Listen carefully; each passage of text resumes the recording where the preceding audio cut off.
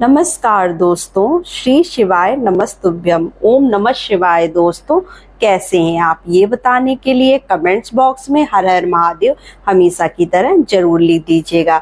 तो श्रावण मास का पहला सोमवार यानी 14 जुलाई 2025 को श्रावण मास का पहला सोमवार पड़ रहा है, जो कि पहले सोमवार का जो है वो विशेष महत्व होता है। तो श्रावण मास के पहले सोमवार के दिन 108 चावल के दाने का उपाय आपको जरूर करना चाहिए। तो यहाँ पे पूज्य पंडित प्रदीप मिश्रा जी ने अपनी कथा में बताया कि जो व्यक्ति सावन के पहले सोमवार के दिन 108 दाने चावल का उपाय करता है, उसके जीवन में जो भी दुख परेशानी का निवारण हो जाता है और समस्त मनोकामनाएं जो हैं वो पूर्ण हो जाती हैं। तो ये उपाय जो 108 दाने चावल का उपाय है, जो पंडित जी ने बताया है, इसे कोई भी व्यक्ति कर सकता है। कोई ज़रूरी नहीं है कि आप व्रत रखिए तभी आप जो है इस उपाय को करिए। अगर आप व्रत नहीं भी रख रहे हैं तो भी आप इस उपाय को कर सकते हैं।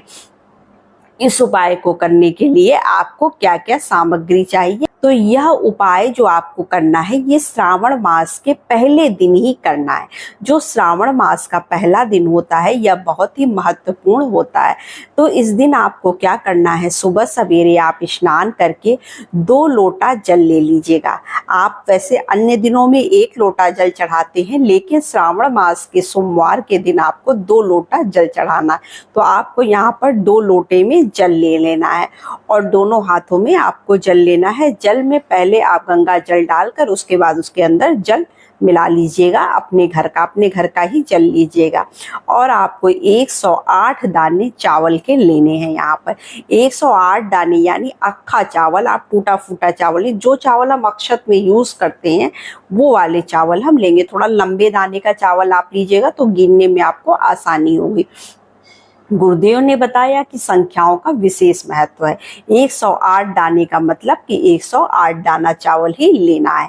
अब हम इसे लेकर भोलेनाथ के मंदिर जाएंगे। 2 लोटा जल जब हम लेकर अपने घर से निकलेंगे तो अपनी घर के चौखट तक आपको दोनों हाथ में 2 लोटा जल लेकर जाना है और आगे चलकर आप एक के ऊपर एक रख सकते हैं। और फिर जब भगवान के दरवाजे पर आप पहुंच जाएंगे, द्वार पर पहुंच जाएंगे, तो फिर से आप दोनों हाथ में लोटे का जल ले लीजिएगा और आपको चावल लेना है, वही 108 दाने चावल जो मैंने आपको अभी बताया है। अब क्या करेंगे, इसको लेकर हम जाएंगे। उसके बाद भोले बाबा पर आपको दोनों हाथों से एक साथ एक धार में आपको जल समर्पित करना है। माता अशोक सुंदरी के स्थान से हम समर्पित करेंगे और भोलेनाथ के शिखर तक आपको समर्पित करना है, क्योंकि भोलेनाथ के शिवलिंग में जो है उनका पूरा परिवार रहता है। उसके बाद आपको क्या करना है, जो आपने 108 दाने चावल के लिए हैं वहीं पर आप आराम से बैठ जाइएगा और उसके बाद आपको श्री शिवाय नमस्तुभ्यम बोलते हुए हर एक दाने को जब आप चढ़ाइएगा तो एक एक दाना आपको चढ़ाना है और श्री शिवाय नमस्तुभ्यम बोलते जाना है। मतलब 108 बार आपको श्री शिवाय नमस्तुभ्यम का जप करना है। उसी चावल के साथ आपको 108 बार उसको चढ़ाना है। अगर आप इस तरह से नहीं कर सकते तो गुरुदेव कहते हैं कि आप 108 दाना इकट्ठा चढ़ाकर और श्री शिवाय नमस्तुभ्यम का जप 108 बार वहीं पर बैठकर कर सकते हैं। लेकिन अगर आप एक एक दाना चढ़ाकर और इस जप को करेंगे तो आपको अत्यधिक लाभ होगा। आपके जीवन में जो भी आपकी मनोकामना है वो जल्द से जल्द पूर्ण हो जाएगी। जो भी दुख परेशानी आपके जीवन में चल रही है वो जल्द से जल्द समाप्त हो जाएगी। तो इस उपाय को आप करिएगा जरूर सावन के पहले सोमवार के दिन। उसके बाद आपको क्या करना है, देखिए सावन महीने में हमें क्या क्या चीजें नहीं खानी चाहिए। देखिए पहले तो मैं ये बता दूं कि जो 108 दाने चावल का उपाय जो हमने बताया है आपको, हम जो 108 दाना चढ़ाते हैं, जैसे 108 की संख्या में आप चावल भी चढ़ा सकते हैं या अन्य कोई चीज, जैसे बेलपत्र है, भोलेनाथ का बेलपत्र आप जरूर ले लीजिएगा। अगर आप 108 नहीं भी चढ़ाते हैं तो एक बेलपत्र जरूर भोलेनाथ को सावन के पहले सोमवार के दिन जरूर चढ़ाइएगा। तो आप चाहें तो ये चावल का उपाय है, इसलिए आपको यहाँ पर चावल ही चढ़ाना है और एक बेलपत्र समर्पित कर देना है। अब हम सावन के महीने में हमें क्या क्या चीज़ें नहीं खानी चाहिए। सावन के महीने में देखिए, आपको उड़द की दाल नहीं खानी चाहिए, मसूर की दाल नहीं खानी चाहिए, और आपको मूली नहीं खाना चाहिए।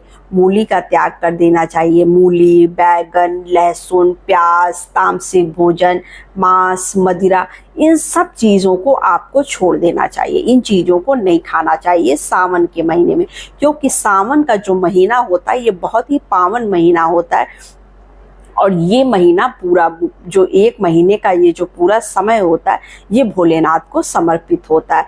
तो हम पूरे एक महीने जो है बाबा भोलेनाथ की पूजा आराधना करते हैं। लोग एक महीने तक जो है भगवान की शिवलिंग पर जल चढ़ाते हैं, अभिषेक करते हैं और बेलपत्र चढ़ाते हैं।